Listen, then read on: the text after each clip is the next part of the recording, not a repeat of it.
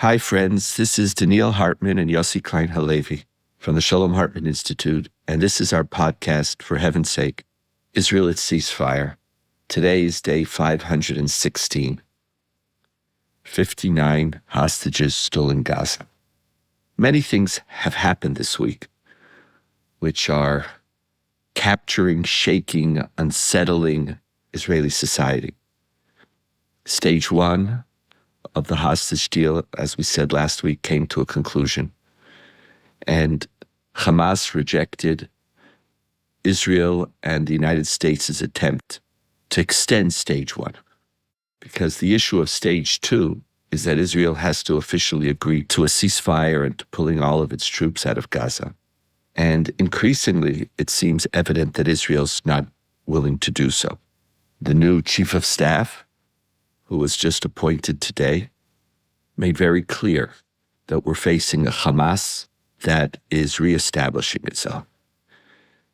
And it might be in the near future we're going to have to go back to Israel at war from Israel at ceasefire. And what that means for the hostages and for our country is very unclear, and we're going to have to talk about that in the weeks to come. It's this limbo period, which is very unsettling. And part of what increases this feeling of unsettlinglessness, I think I made up that one, is our theme for today. Our theme is Zelenskyy. The meeting between Vice President Vance and President Trump and Zelenskyy in the Oval Office, and analyzing this from the perspective of what it means for Israeli society. Our mandate is not global political analysis, but rather to understand how these events are influencing our future and the way we understand our role and what we need to do in the world and for ourselves. And this meeting followed a series of events, starting with President Trump's declaration that Ukraine attacked Russia, and Israel, unlike other European countries, we had no voice, and our lack of voice was accentuated when we joined Russia, China, and North Korea in our refusal to vote in condemnation, or even in recognition, condemnation of Russia's invasion of the Ukraine. We're living in another world. We're living in Trump's shadow. And what does that mean for us? That's our theme for today. The meeting with Zelenskyy is just the focal point, and talked about in Israel. It was a major source of discussion and concern, because in many ways, where Zelenskyy goes Israel. It's like, are we parallel, are we not? And so, Yossi, let's try to understand, how do you understand this? What does it mean for us? Are the rules changing? So, Donniel, before I deal with your question, I want to note how relentlessly self-referential Israelis are. Here we are, we're talking about Ukraine, Zelenskyy, a 3-year bitter war of survival. And of course, we're going to talk about how this affects us. Okay. It's a great point, Yossi. It's such a great point that I'm not even aware of it.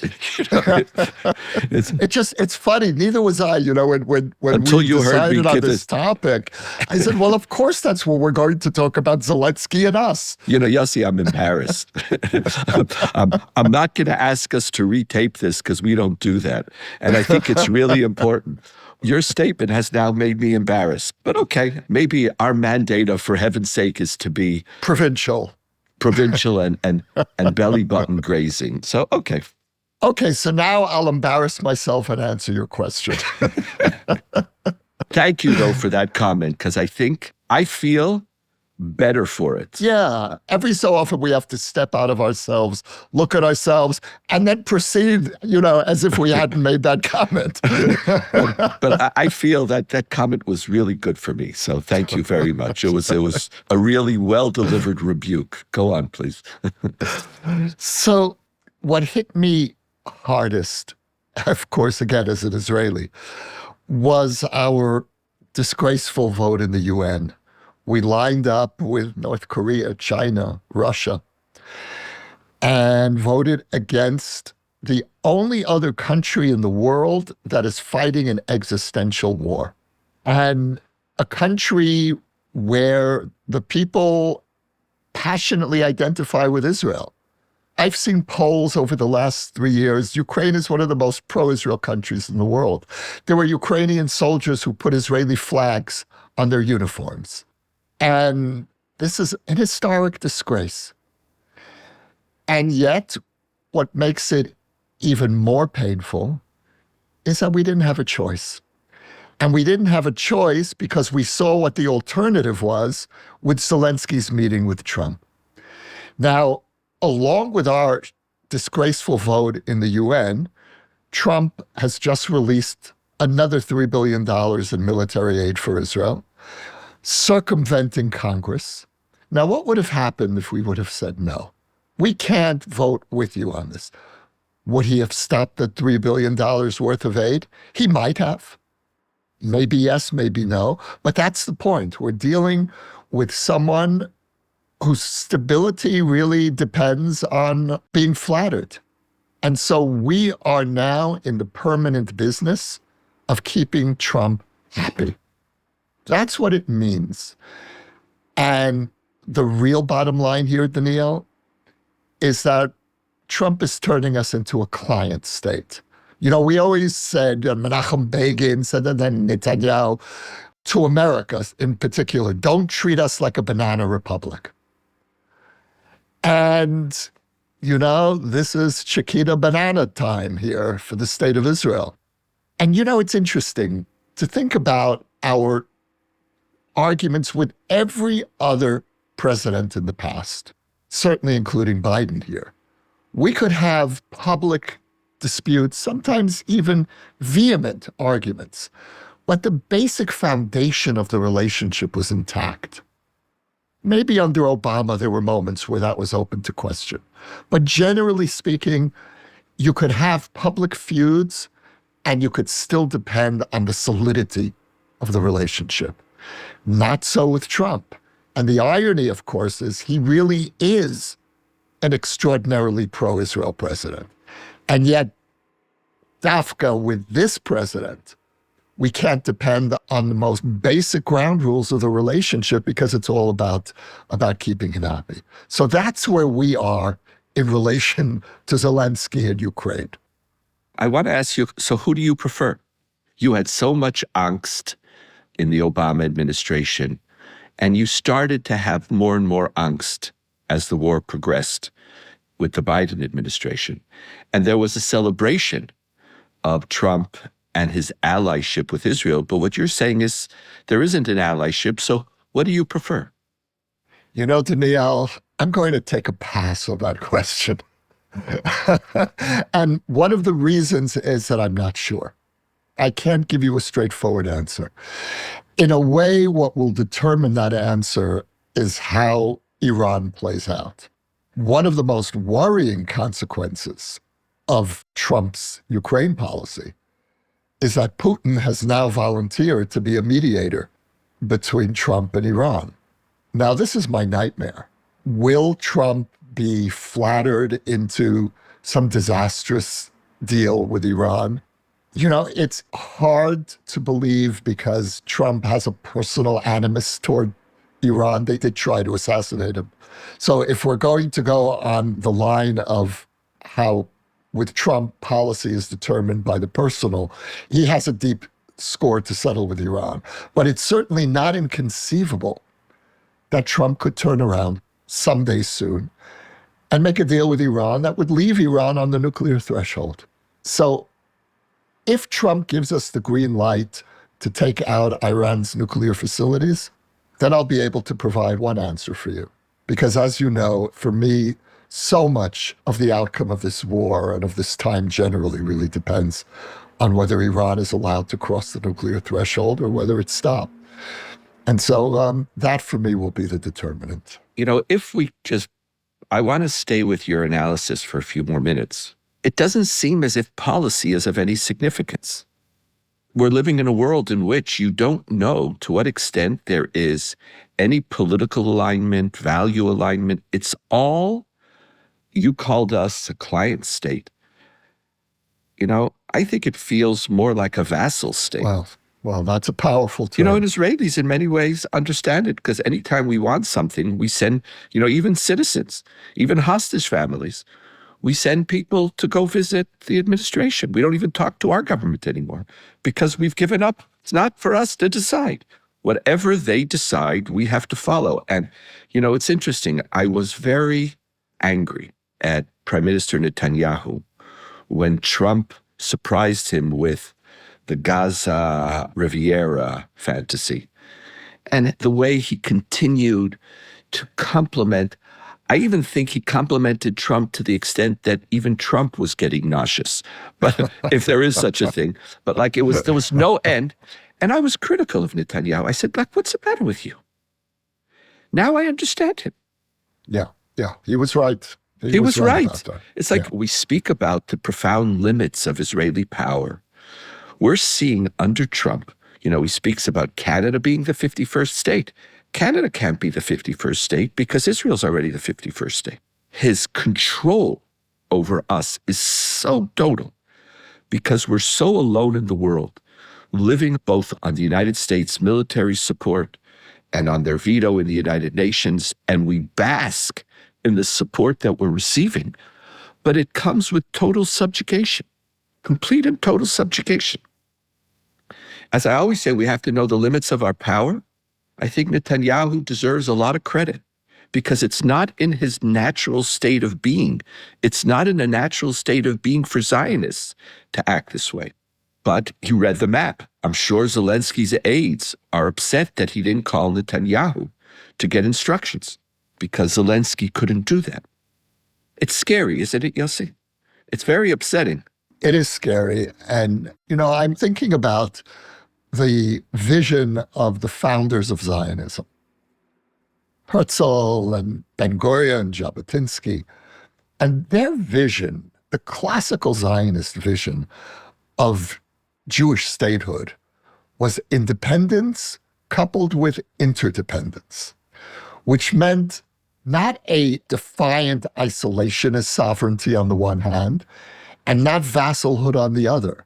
And yet those seem to be the only two alternatives that we've managed to work out in these last 80 years. And both of those options feel to me a distortion of what the founders of Zionism hoped for. Hope to create.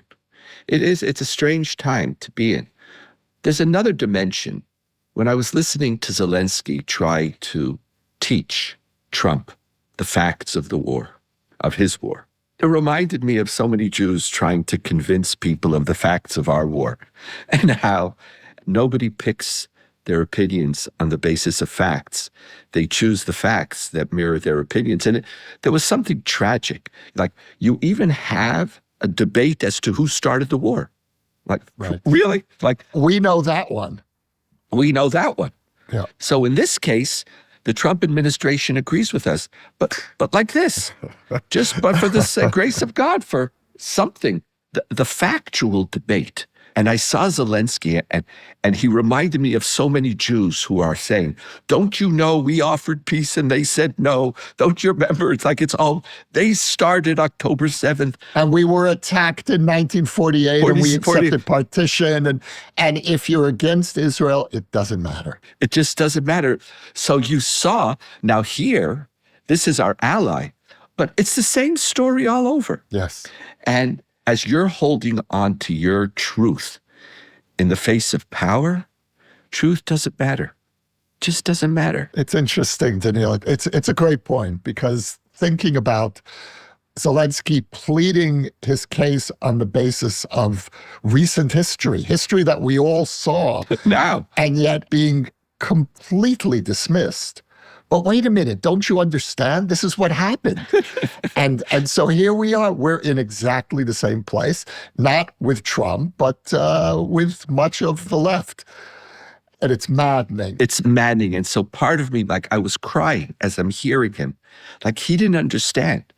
And it goes also to the first point that you were making, that the affinity of Ukraine with Israel, we're not just the two countries who are fighting an existential war. We're also two countries fighting a just war. There is a clear aggressor, and I'm not whitewashing all of Israel's responsibilities, and I'm not claiming that everything we did in the war was just. But it is a just war. If there ever was a just war, this is as just a war as you're ever going to find. And I think part of that affinity was there's a moral conviction in the righteousness of your cause. And Zelenskyy, that's part of the way he speaks. Now, he benefited from the fact that nobody was questioning the righteousness of his cause. He was fighting the evil Russia. And he has been walking around, and he needed the support of the whole Western world. And the way he articulated his war was the war of the forces of good against the forces of evil. And that he is the tip of the spear defending the West because they're going to come for you. And when he said that to Trump and Vance, it blew up. Like, what? You're trying.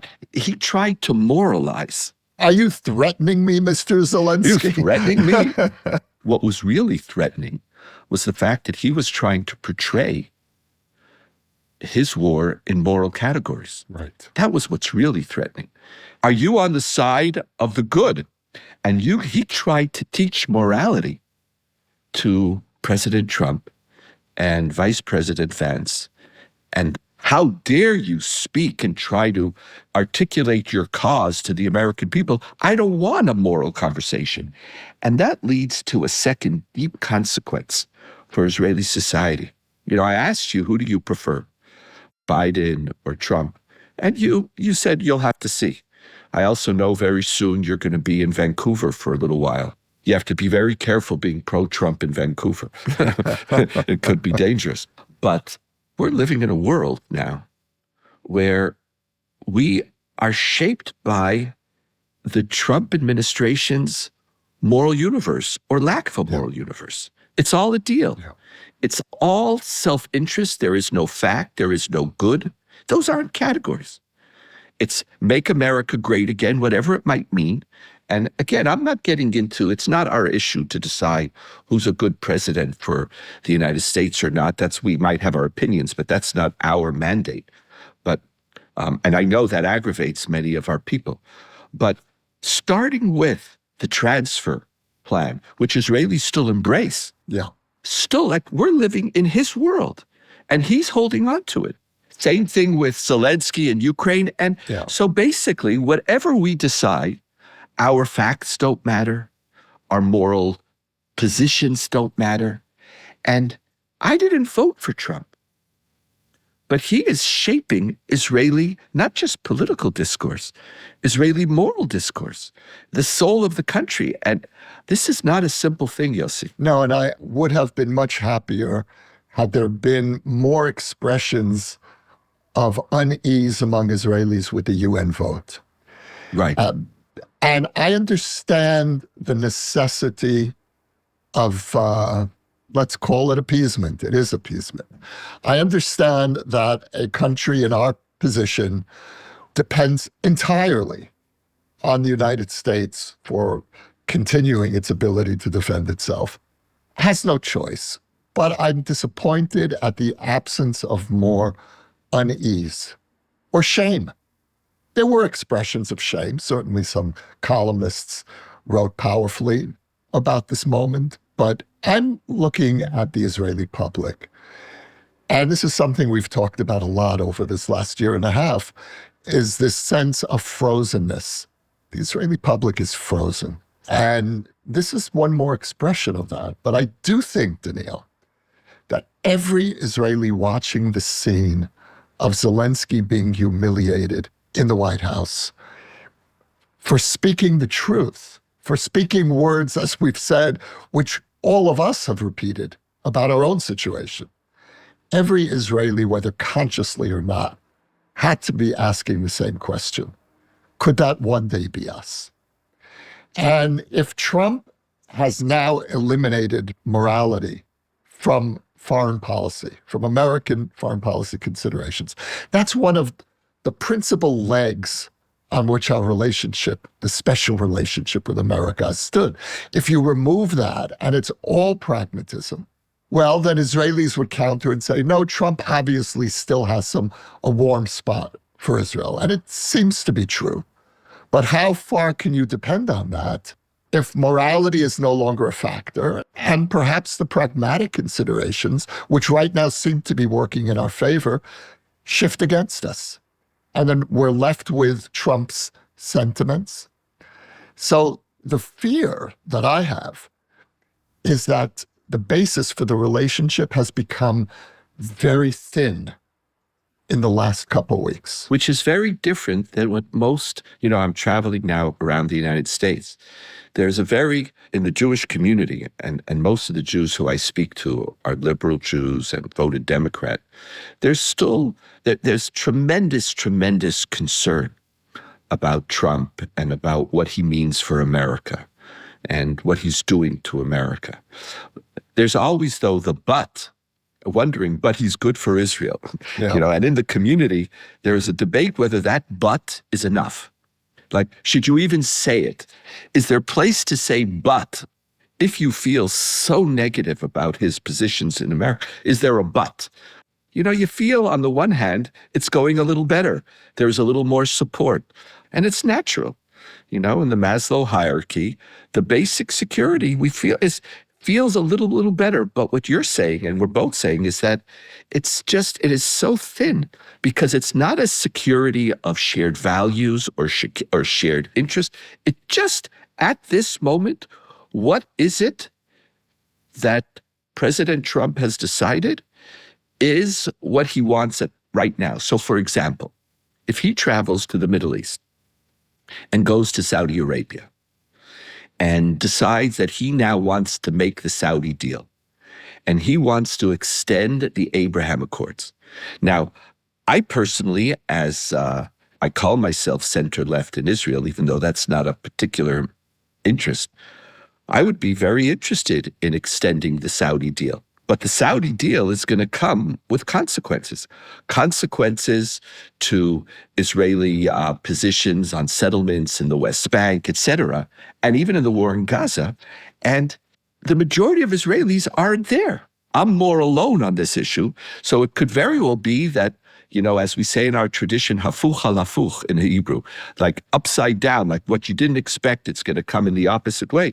That Trump's interest in a deal might be very, very beneficial actually for the political center left in Israel, but nobody's talking about it in Israel, and we might find ourselves literally in a Zelenskyy moment. Yeah. Where here it is, you have to do this, I don't care, and frankly, just adjust really quickly, because I don't care what your fears are. Yeah. I don't care what your concerns are. I don't care what your ideology is. There's a deal, and this is the deal, and you have to align yourself psychologically. It's not going to be in a simple place, and in many ways, Netanyahu's great advantage is that he seems to be completely as well devoid of ideology. It's all pragmatics too. In his case, the pragmatism is maintaining his coalition. Yeah. It's a very strange time. So, Donniel, until now, we've been speaking about the consequences for Israel, the fallout from Trump's Ukrainian policy. I want to widen the lens and bring in the diaspora. We're still in the Jewish people, though.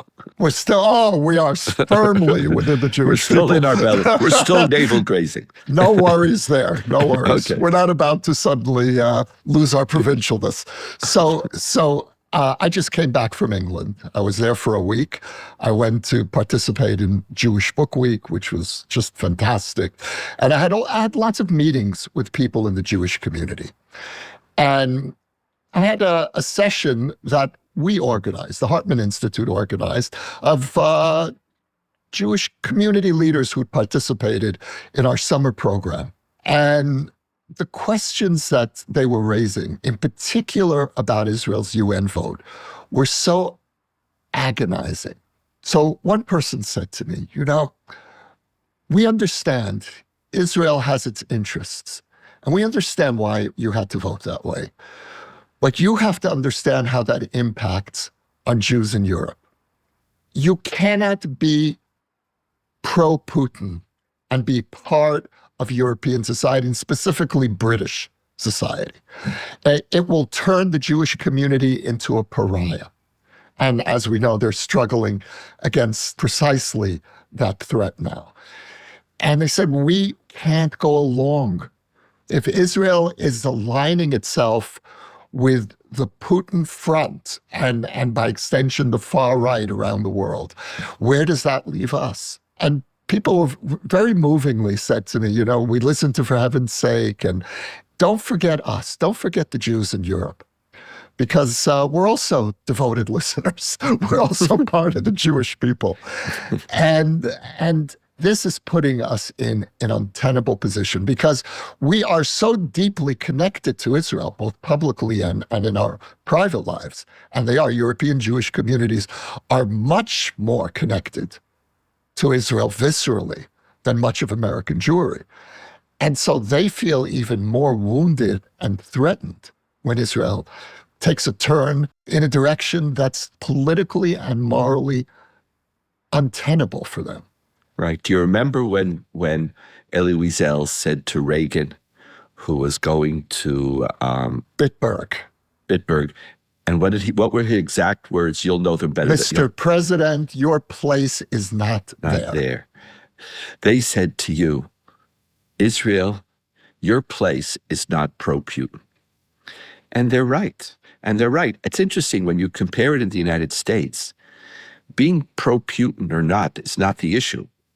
There, it's being pro-Trump. That's right. Exactly. This is how they perceived it. Yeah. Yes. That's the shift. And, one of AIPAC's strongest ideological aspirations is to make sure that Israel remains a bipartisan concern. And a bipartisan concern based on two pillars: shared interests and shared values.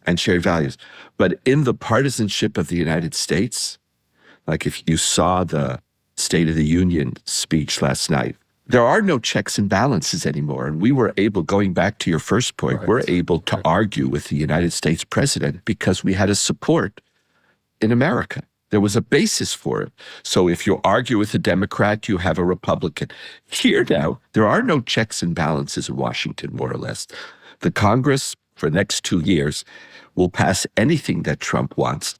And where that leads us, and whether every day is not creating more alienation of the next generation of Jews from Israel. And as we toe the line, and here, when we're in Israel, understanding that we have to worry about our survival.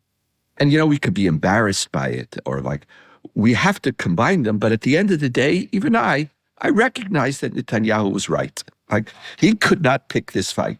Right. But when you're 6,000 to 10,000 miles away, right. Israel's existential survival concerns aren't. You don't think about them as much, and then you just look at. Or they're not the only concerns. You have your own existential concerns. No, but even if you don't, but even that aside, the nature of it is from 6,000 to 10,000 miles away. You don't live somebody else's existential struggles, and it's much easier to look at Israel and to say, "What are you doing?"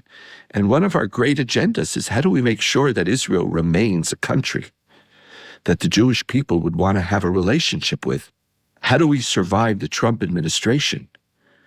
This is another dimension of that question, because if we're going to enter into Trump's world, this is not a world that the Jewish people want to be a part of. Last word, Yossi, last thoughts? Yeah, you were talking about the breakdown in Washington. The premise of a special relationship based largely on shared values was that Democrats and Republicans had shared values. They no longer have shared values. And so where does that leave us in this relationship? And by extension, as you just pointed out, where does that leave Israel and the liberal diaspora? What is the future of our shared values? These are the issues. Zelenskyy didn't know it, but these were the issues that his meeting with Trump were actually raising. And maybe to do a little tikkun, a little tshuva at the end. I can't imagine what Ukraine citizens are feeling. Yeah. You have the support of Europe, but could you trust that? Could you trust European commitment to hard power? You were attacked, you were invaded with unbelievable courage. beyond what anybody could imagine, and a willingness to sacrifice. Yeah. You're defending your country, and people of decency around the world said, I'm with you. And just in 1 minute, 1 moment, how everything, reality is overturned, values are denied, and how you find your place in this reality. Maybe let's end with... That's beautiful, Donniel. I really appreciate that. You inspired it. I wouldn't have thought of it. So I appreciate you. And next week, it's going to be back to stage 2 and, in all probability, what's going to be happening in Gaza and how we move forward with this unfinished business and our hostages. So much to think about. And Yossi, I appreciate you and thank you. It was nice being with you. It was good being with you. Same here, Donniel. Be well, people. This is, for heaven's sake, Israel at Ceasefire, day 560.